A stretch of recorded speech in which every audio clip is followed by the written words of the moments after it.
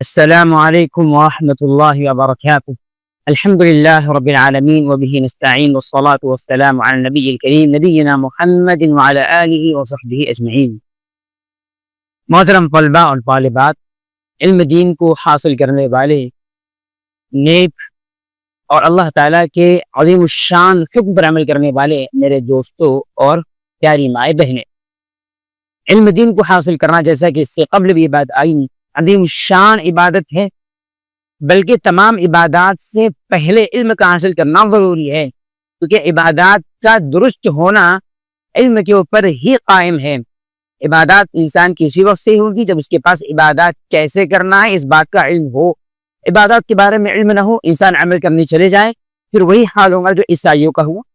اللہ تعالیٰ کے بارے میں کیا کہا قرآن کریم میں کہ یہ ضالین قوم ہیں، جس سے ہم پڑھا مانگتے ہیں سورہ فاتحہ میں غیر المغضوب علیہم ولا الضالین، اللہ ان کا راستہ مت دکھا، کیوں گمراہ ہوئے؟ علم نہیں تھا، عبادتیں بہت کیا کرتے تھے۔ علم کے بغیر عبادت کا تصور یہ انسان کے لیے تباہی کا سبب بن جاتا ہے، لہذا علم، عبادت، اعمال اور عقیدے سے پہلے ہیں، تاکہ انسان تینوں امور کے اندر ہر چیز کے اندر جو ہے صحیح راستے پر گامزن رہے، عقیدے کا معاملہ ہو، عمل کا ہو، چاہے عبادت کا ہو، وغیرہ وغیرہ۔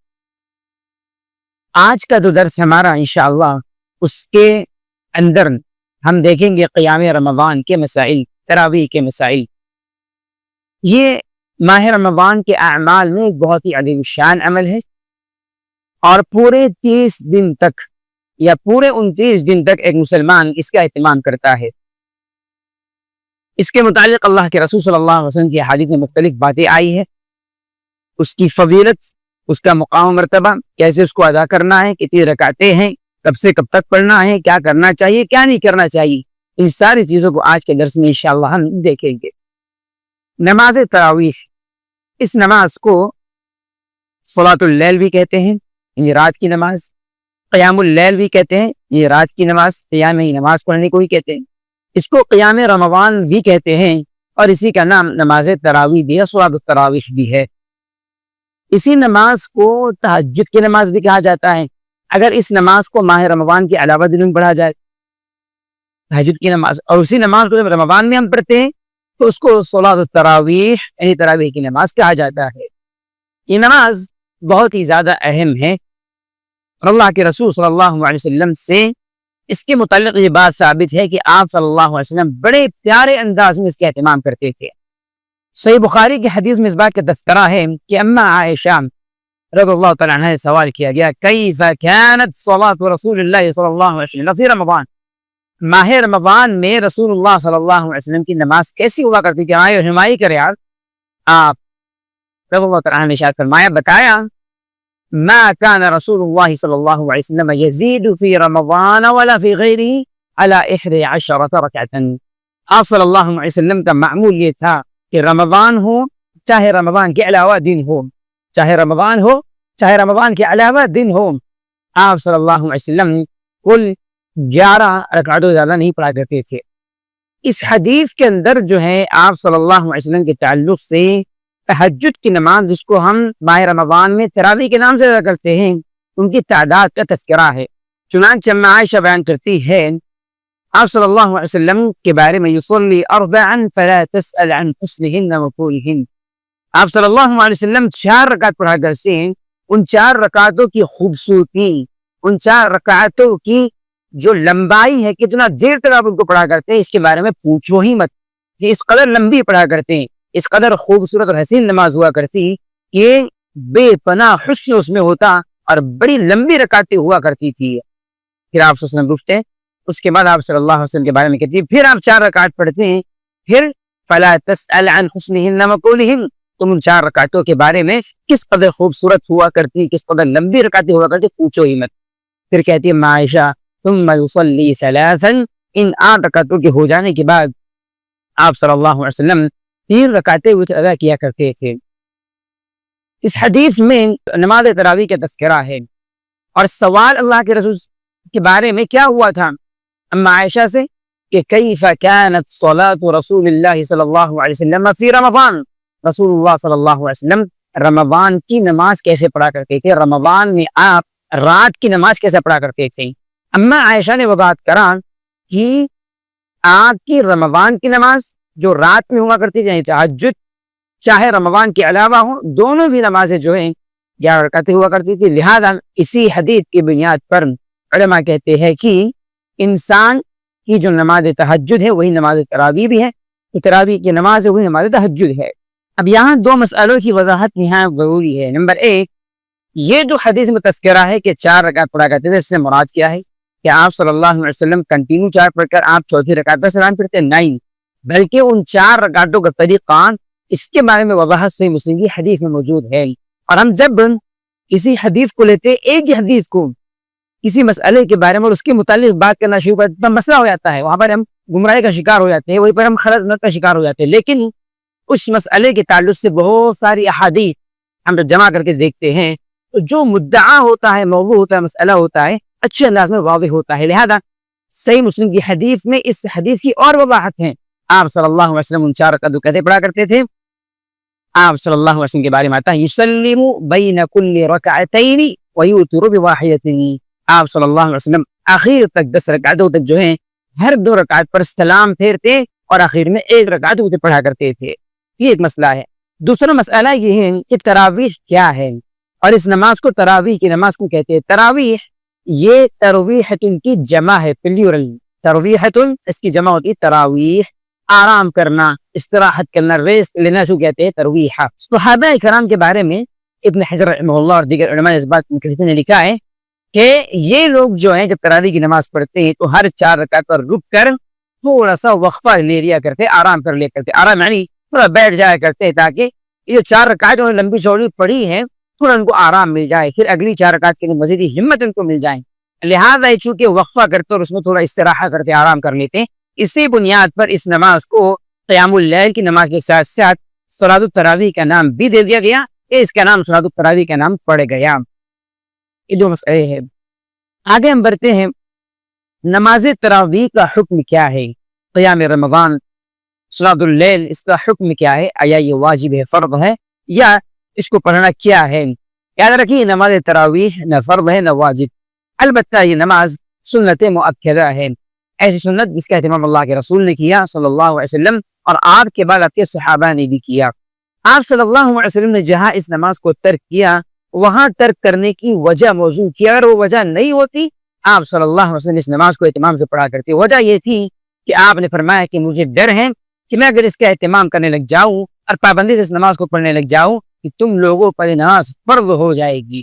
بہرحال آپ صلی اللہ علیہ وسلم سے اس کے بارے میں نماز کا اہتمام اور پھر آپ کے بعد کے صحابہ اور سلف سے اس کا اہتمام ثابت ہے۔ یہ نماز سنت مؤکدہ ہے، اس کا اہتمام کرنا چاہیے۔ نماز تراویح فرض اور واجب نہیں ہے، اس بارے میں صحیح بخاری کی روایت جناب ابو ہریرہ رضی اللہ عنہ حدیث کے راوی کہتے ہیں كان رسول الله صلی اللہ علیہ وسلم يرغبهم في قيام رمضان من غير ان يأمرهم فيه بعزيمة يقول من قام رمضان ایمانا واحتسابا غفر له ما تقدم من ذنبه۔ کہتے کہ اللہ کے رسول صلی اللہ علیہ وسلم صحابہ کو نماز تراویح قیام رمضان کا حکم دیا کرتے ہیں، لیکن آپ اس کو تاکید کے ساتھ نہیں حکم دیتے تھے بلکہ ترغیباً دیا کرتے تھے۔ آپ اس نماز کی آپ ترغیب دیا کرتے، آپ اس کا شوق دلایا کرتے، اس کا حکم آپ تاکید پر نہیں دیا کرتے تھے، اور آپ فرماتے تھے کہ جو بھی انسان، جو بھی مسلمان ماہ رمضان کیا قیام اللیل کرے راتوں کے اندر اور نماز تراویح کا اہتمام کرے ایمان کے ساتھ، احتساب کے ساتھ، اس کے پیچھے سارے گناہ معاف ہو جاتے ہیں۔ پتہ کیا چلا کہ نماز فرض نہیں ہے، واجب نہیں ہے، بلکہ سنت مؤکدہ ہے۔ اس نماز کی بڑی فضیلت ہے۔ نماز تراویح کے تعلق سے ایک اور حدیث بڑی اہم ہے۔ ہم نے کہا کہ یہ نماز ہمارے تہجد ہے، نماز تراویح ہے، یہ حدیث صحیح الجامع کی ہے۔ اللہ کے رسول صلی اللہ علیہ وسلم فرماتے ہیں علیکم بقیام اللیل، قیام اللیل کی نماز پڑھا کرو، تہجد کی نماز پڑھا کرو۔ فَإِنَّهُ دَأْبُ الصَّالِحِينَ قَبْلَكُمْ، تم سے پہلے جو نیک لوگ گزرے ہیں، اللہ تعالیٰ کے قریبی بندے، ان کا طریقہ رہا ہے، شیوہ رہا ہے کہ راتوں کو جاگ کر قیام اللیل کیا کرتے تھے، تہجد کی نماز پڑھا کرتے تھے۔ وَإِنَّ قِيَامَ اللَّيْلِ قُرْبَةٌ لِلَّهِ تَعَالَى، آپ نے فرمایا کہ قیام اللیل کی نماز، تہجد کی نماز، اس کو رمضان میں تراویح کی نماز کہتے ہیں، اللہ تعالیٰ کی قربت کا، اس کے نزدیکی کا بڑا اہم ذریعہ ہے۔ آپ نے فرمایا وَمَنْهَاتٌ عَنِ الْإِثْمِ، گناہوں سے بچنے کا ذریعہ ہے، اور وَتَكْفِيرٌ لِلسَّيِّئَاتِ، جو گناہ ہو چکے ہیں ان کے کفارے کا، ان سے معافی کا یہ بڑا اہم ذریعہ ہے۔ پتہ کیا چلا؟ یہ بہت ہی پیاری نماز ہے، بہت ہی مبارک نماز ہے، اس کا اہتمام ضرور کرنا چاہیے، اس میں کوتاہی نہیں کرنا چاہیے۔ جیسے بہت سارے لوگ کیا کرتے ہیں، افطار وغیرہ کر کے شہی نماز پڑھ کے سو جاتے ہیں، ایسا نہیں کرنا چاہیے۔ اگر کوئی مسئلہ ہے، کوئی مسئلہ نہیں ہے، کوئی حرج نہیں، چھوڑ رکھتے ہیں آپ، گنجائش ہے، فرض نہیں ہے، لیکن اہتمام کرنے میں آپ کا ہی فائدہ ہے۔ آگے ہم بڑھتے ہیں، قیام رمضان یعنی نماز تراویح کا وقت کیا ہے؟ نماز تراویح کے ساتھ وتر کی نماز بھی شامل ہے۔ اس نماز کے وقت کے تعلق سے صحیح مسلم کی حدیث اما عائشہ بیان فرماتی ہیں کہ کان رسول اللہ صلی اللہ علیہ وسلم یصلی فيما بين ان يفرغ من صلاة العشاء الى الفجر 11 ركعة يسلم بين كل ركعتين ويوتر واحدة۔ آپ صلی اللہ علیہ وسلم عشاء کی نماز سے فارغ ہونے کے بعد سے لے کر فجر کی نماز تک کے درمیان کے وقت میں 11 رکعتیں پڑھا کرتے تھے، اور آپ صلی اللہ علیہ وسلم ہر 2 رکعتوں پر سلام پھیرتے، آخر میں 1 رکعت کے ذریعے وتر کیا کرتے تھے، پاک بنا دیا کرتے تھے اس کو۔ 11 پڑھتے، 2 2 2 2 کر 8 ہوئی، جو 2 پڑھتے آپ اور ساتھ میں 1 آخر میں پڑھ کر 11 رکعت اس کو بنا دیا کرتے، پاک کر دیا کرتے اور وتر بنا دیا کرتے تھے۔ تو معلوم کیا ہوا کہ اس نماز کا وقت عشاء کی نماز کے بعد سے لے کر فجر کی نماز تک ہے، اور اس بارے میں اللہ کے رسول سے اور آپ کے صحابہ سے بات ثابت ہے، وہ عشاء کی نماز کے بعد جو ہے نماز تراویح میں شامل ہوئے اللہ کے رسول کے ساتھ میں، حتیٰ کہ فجر کا وقت ہونے لگا۔ ہم کہتے ہیں کہ ہمیں ڈر ہوا کہ کہیں سحری کا کھانا چھوٹ نہ جائے، ڈر ہوا ہم کو۔ تو بہرحال یہ پورا جو وقت ہے فجر کی نماز تک، عشاء کی نماز سے لے کر یہ تراویح کی نماز کا، وتر کی نماز کا وقت ہے۔ وتر کی نماز کے تعلق سے اللہ کے رسول کی حدیث احمد کی ہے، آپ نے فرمایا ان اللہ تعالی زادکم صلاۃ وہی الوتر فصلوها فيما بين صلاة العشاء الى صلاة الفجر۔ آپ نے فرمایا کہ اللہ تعالیٰ نے تم کو ایک نماز بڑھا کر دیا ہے، اور وہ نماز وتر ہے، لہذا تم اس نماز کو عشاء کی نماز سے لے کر فجر کی نماز کے درمیان تک ادا کر لیا کرو، یعنی وتر کی نماز کا وقت ہے، اس کا تعلق تراویح کی نماز کے ساتھ جڑا ہوا ہے۔ تو بہرحال تراویح کی نماز کا، وتر کی نماز کا جو وقت ہے وہ عشاء کے بعد سے لے کر فجر کی نماز تک ہے۔ آگے بڑھیے، نماز تراویح کی رکعتیں کتنی ہیں؟ یہ بہت ہی اہم مسئلہ ہے۔ اس مسئلے پر ہمارے درمیان میں مسلمانوں کے بیچ جنگیں جاری ہے، اختلافات، ڈبیٹس، مناظرے، مباحثے، فضول وقت کی بربادی۔ حالانکہ جتنے لوگ ڈبیٹس میں ہوتے ہیں ان میں سے اکثریت ان کی ہوتی ہے جو فرض نماز چھوڑتے ہیں۔ اللہ کے بندو، دین مناظرے کے لیے نہیں ہے، دین بحث مباحثے کے لیے نہیں ہے۔ آپ کو علم ہوا اس چیز کا، آپ عمل پھر اس کے اوپر قرآن و حدیث کی روشنی میں صحابہ کے طریقے کو چلتے ہوئے مباحثے نہ کریں آپ، نہ آپ کے پاس علم ہے، نہ آپ علماء کے طرح بڑے مقام پر فائدہ، لیکن آپ مناظرے میں کودنا چاہتے ہیں۔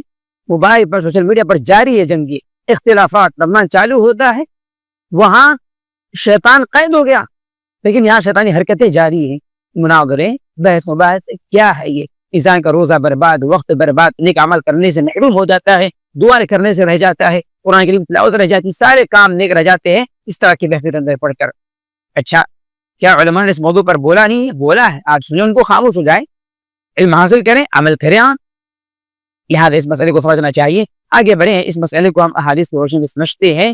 خیر، جو باتیں ہمارے علم میں ہم آپ کے سامنے رکھیں گے انشاءاللہ آپ ان کو سنے سمجھیں، ان پر عمل کرنے کی آپ کوشش کریں، اور اختلافات سے اپنے آپ کو بہرحال بچا کر رکھیے۔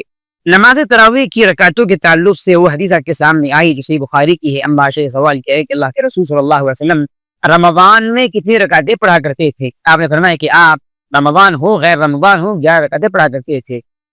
اب یہاں حدیث میں تہجد کی نماز، جس کو ہم تراویح کی نماز کہتے ہیں، اس کی تعداد وضاحت کے ساتھ موجود ہے، واضح کر دیا گیا کہ رکعتیں کتنی ہیں، 11 ہے۔ اس بارے میں مزید اور بھی وضاحتیں موجود ہیں، چنانچہ اسی مسئلے کے بارے میں مزید وضاحت عبداللہ ابن عباس کی حدیث سے ملتی ہے۔ کہتے ہیں عبداللہ ابن عباس رضی اللہ عنہما کہ کان رسول اللہ صلی اللہ علیہ وسلم یصلی من اللیل 13 رکعتا، آپ صلی اللہ علیہ وسلم رات کی نماز 13 رکعتیں پڑھا کرتے تھے۔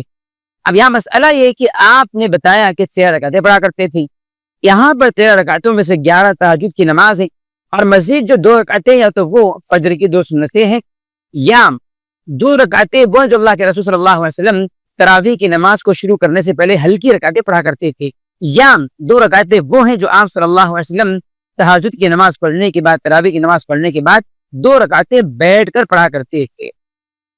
اس کی وضاحت دیکھتے ہم، چنانچہ اس بارے میں صحیح بخاری سے مسلم کی حدیث آپ صلی اللہ علیہ وسلم کے عمل کو بتاتے ہوئے صحابی کہتے ہیں كان رسول اللہ صلی اللہ علیہ وسلم يصلي من الليل 13 ركعة منها الوتر وركعة الفجر۔ آپ صلی اللہ علیہ وسلم رات میں کل 13 رکعتیں پڑھا کرتے تھے، اس میں سے 1 رکعت وتر کی ہوتی اور 2 رکعتیں فجر کی سنتیں ہوا کرتی تھی۔ دوسری حدیث اس میں اس بات کی وضاحت ہے، 13 رکعتوں کی وضاحت ہے، اور حدیث صحیح مسلم کی ہے۔ آپ صلی اللہ علیہ وسلم کے بارے میں صحابی کہتے ہیں كان رسول اللہ صلی اللہ علیہ وسلم اذا قام من الليل ليصلي افتتح صلاته بركعتين خفيفتين۔ آپ صلی اللہ علیہ وسلم جب رات کی نماز پڑھنے کے لیے کھڑے ہوا کرتے تھے تو آپ نماز تہجد کے آغاز سے پہلے 2 ہلکی رکعتیں آپ پڑھا کرتے تھے۔ پتہ کیا چلا کہ وہ 2 ہلکی رکعتوں کو ملا دیا جائے تو یہ کل ملا کر 13 رکعتیں ہوتی ہے۔ ایسے ہی مزید وضاحت موجود اس بارے میں کہ 13 رکعتیں کیسے بنتی ہیں۔ اس بارے میں صحیح بخاری کی حدیث كان رسول اللہ صلی اللہ علیہ وسلم يصلي بالليل 13 ركعة ثم يصلي اذا سمع النداء بالصبح ركعتين خفيفتين۔ آپ صلی اللہ علیہ وسلم رات کو 13 رکعتیں پڑھا کرتے، اور جب آپ صلی اللہ علیہ وسلم اذان کی آواز سنا کرتے آپ صلی اللہ علیہ وسلم 2 ہلکی رکعتیں پڑھا کرتے تھے۔ بہرحال ان حدیث سے اس کی وضاحت ہو گئی کہ 13 رکعتوں کی تعداد جو بن رہی ہے وہ کیسے بن رہی ہیں۔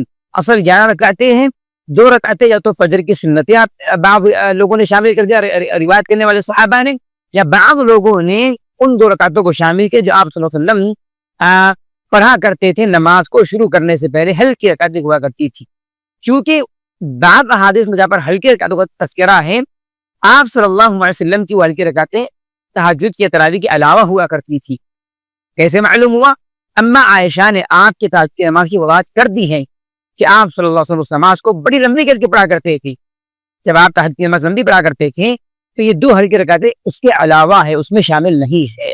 بہرحال آگے ہم بڑھتے ہیں۔ محترم طلبہ و طالبات، ایک اہم مسئلہ یہاں پر یہ ہے کہ بعض لوگوں کی یہ رائے ہے اہل علم کی نماز تراویح کی تعداد متعین نہیں ہے۔ اس سلسلے میں بہت سارے ائمہ کی اپنی اپنی رائے ہے، لیکن یہ بات صحیح معلوم نہیں ہوتی ہے۔ اما عائشہ کی حدیث اس بارے میں بہت ہی زبردست اور قوی دلیل ہے، جس کے اندر اس مسئلے کی کھلم کھلا وضاحت ہے کہ آپ صلی اللہ علیہ وسلم تہجد کی نماز یعنی تراویح کی نماز 11 رکعتیں پڑھا کرتے تھے۔ اب آگے ہم بڑھتے ہیں۔ اسی کے ساتھ میں ایک اور مسئلہ ہے، وہ ہے نماز وتر کا مسئلہ۔ نماز وتر کے معنی ہوتے ہیں پاک، جفت یعنی 2 4 6 8 10 اس طریقے پر، اور پاک یعنی 1 3 اس طریقے پر۔ نماز وتر کے بارے میں رسول احمد کی حدیث ہے، رسول اکرم صلی اللہ علیہ وسلم نے فرمایا ان اللہ تعالی زادکم صلاة وهي الوتر فصلوها فيما بين صلاة العشاء الى صلاة الفجر۔ اللہ تعالیٰ نے تمہارے لیے ایک نماز کا اضافہ کر دیا ہے۔ اضافے سے مراد یہ فرض نہیں ہے، یہ فرض و واجب نہیں ہے، یہ نماز بھی سنت مؤکدہ کے حکم میں ہے۔ آپ نے فرمایا لہذا تم اس نماز کو عشاء کی نماز کے بعد سے لے کر فجر کی نماز سے پہلے تک پڑھ لیا کرو۔ معلوم کیا ہوا؟ اس نماز کا وقت عشاء کے بعد سے لے کر فجر تک ہوتا ہے۔ اب اس نماز کو پڑھے کیسے؟ ہم نماز وتر کو ہم کیسے ادا کریں؟ نماز وتر کی تعداد کم سے کم 1 اور زیادہ سے زیادہ 11 رکعتیں ہیں۔ اس بارے میں اللہ کے رسول کا فرمان صلی اللہ علیہ وسلم آپ نے فرمایا الوتر حق علی کل مسلم، وتر ہر مسلمان پر حق ہے، ضروری ہے۔ یعنی آپ نے بڑی اہمیت دلائی اس کی، بڑی آپ نے اس کی جو ہے تاکید کی ہے۔ آپ نے فرمایا فمن شاء اوتر ب7 ومن شاء اوتر ب5 ومن شاء اوتر ب3 ومن شاء اوتر ب1، جو چاہے 7 وتر کریں، جو چاہیں 5 کریں، جو چاہے 3 کریں، جو چاہے 1 رکعت وتر پڑھ لیا کرے۔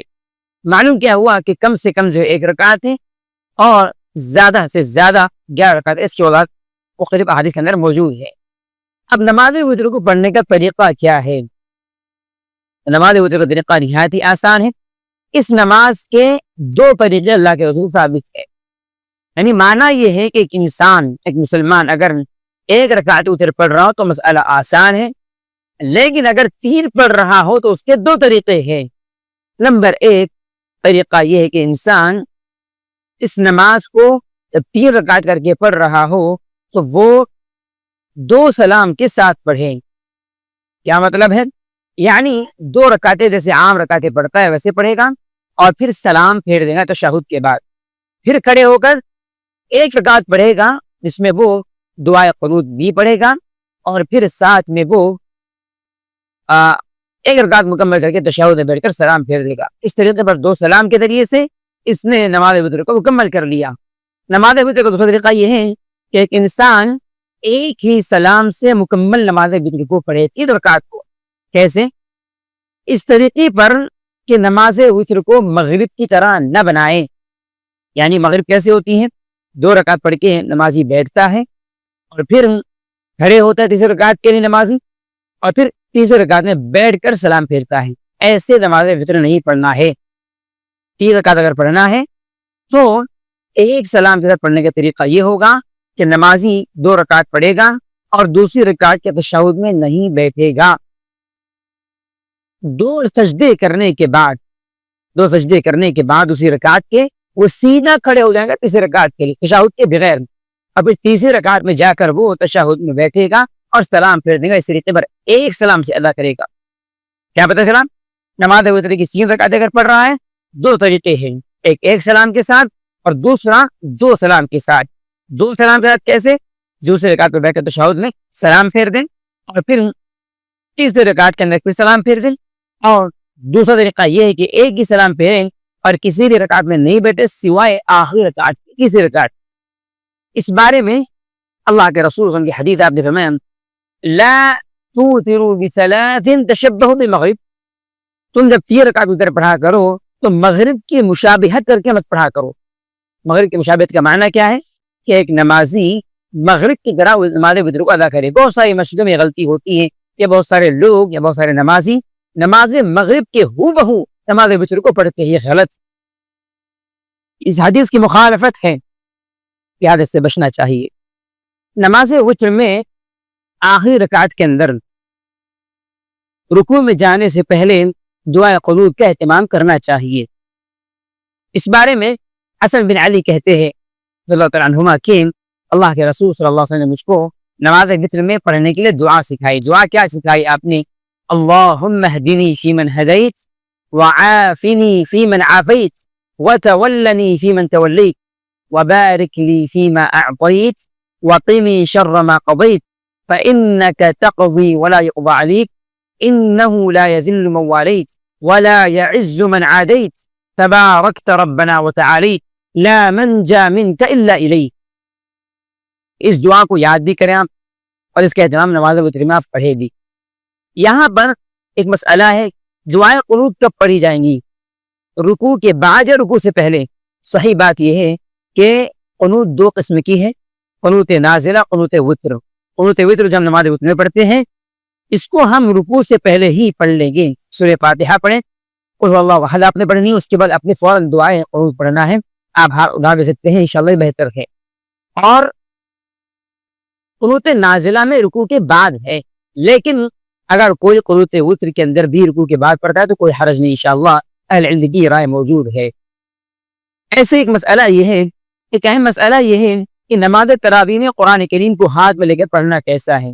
دیکھیے، نماز کا اپنا ایک مقام، اس کا اپنا طریقہ ہے۔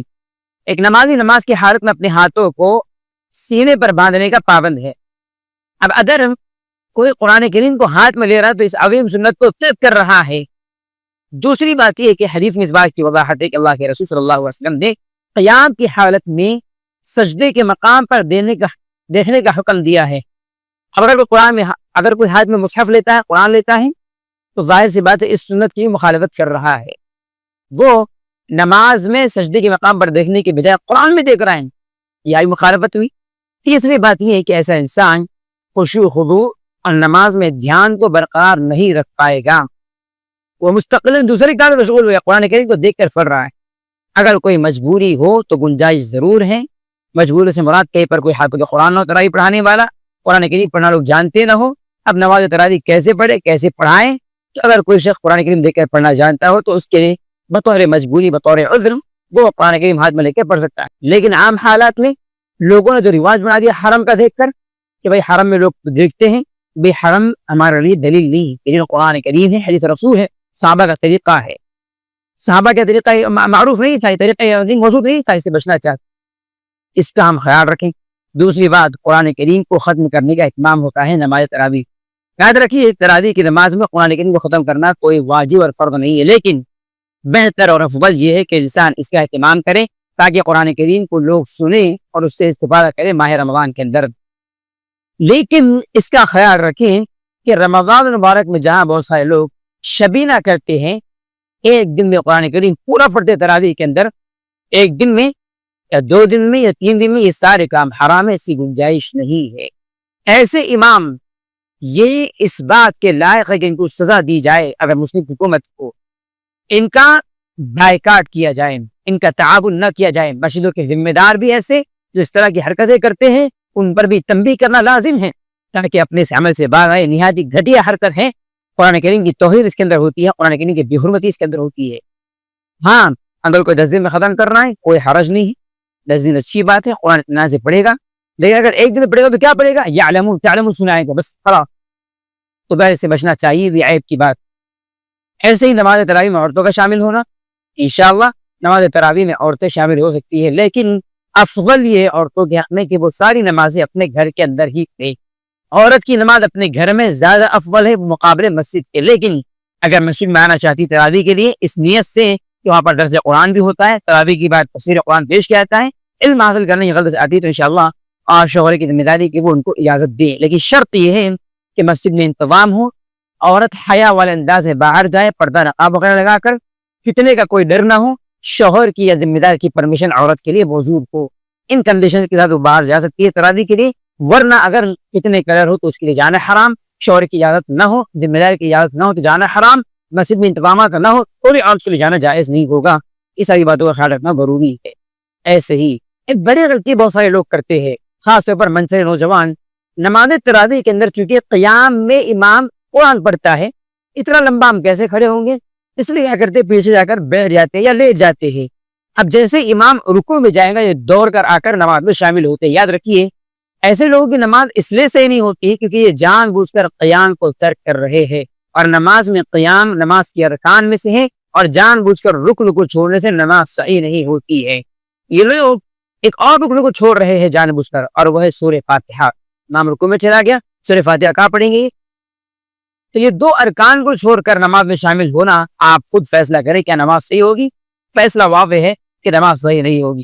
ایسے لوگوں کو بچنا چاہیے سرکس سے. قرآن کریم کو سننا شرف کی بات ہے، نماز میں شامل ہونا شرف کی بات ہے. کیا پتہ آپ کی ساری نماز آپ کی لیے نہ ہو، لیکن وہ قیام جو آپ کھڑے ہیں اللہ تعالیٰ کے لیے قرآن کریم کی تلاوت کو سنتے ہوئے تراویح میں، وہی آپ کی مغفرت کا سامان بن جائے.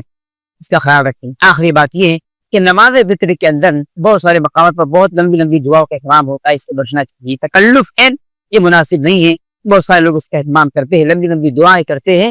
بہتر یہی ہے، افضل یہی ہے کہ اللہ کے رسول نے جو دعائیں مانگی ہیں انہیں دعاؤں کو تراویح کے اندر وتر کی نمازیں مانگا جائے. زبردستی تکلف کی بنا پر لمبی لمبی دعائیں کرنا، لوگوں کے پیر دکھا دینا اور لوگوں کو تنگی مشقت میں ڈال دینا، بوڑھوں کے لیے پریشانی پیدا کرنا، عورتوں کے لیے مشقت پیدا کرنا، یہ مناسب نہیں ہے.